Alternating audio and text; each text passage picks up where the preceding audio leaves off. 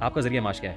میرا ذریعہ معاش میں فارمنگ کرتا ہوں. فارمنگ کرتے ہیں جی میں فارمنگ کرتا ہوں, اور آج سے نہیں بہت پرانا کرتا اور کون سی فارمنگ کرتے ہیں؟ فش ہوں. Farming, life life stock stock کی بات. اور کس جگہ پہ ہے یہ لاہور میں. یہ؟ لاہور میں ہی کرتے جی ہیں. اچھا وسیع. اور گاؤں میں بھی دیکھیں, ہم پیچھے سے ذمہ دار آدمی ہیں. مولوی اتنی تگڑی بات نہیں کر سکتا, وہ گھر سے کھاتا پیتا تھا. علامہ خادم حسین رضوی جس کو کہتے ہیں, وہ اس ٹائم بھی میرے خیال سے 12-13 مربوں کا مالک ہے زرعی زمین کے. تو یہ نہیں ہے کہ بات کچھ نہیں, سب کچھ ہے الحمدللہ.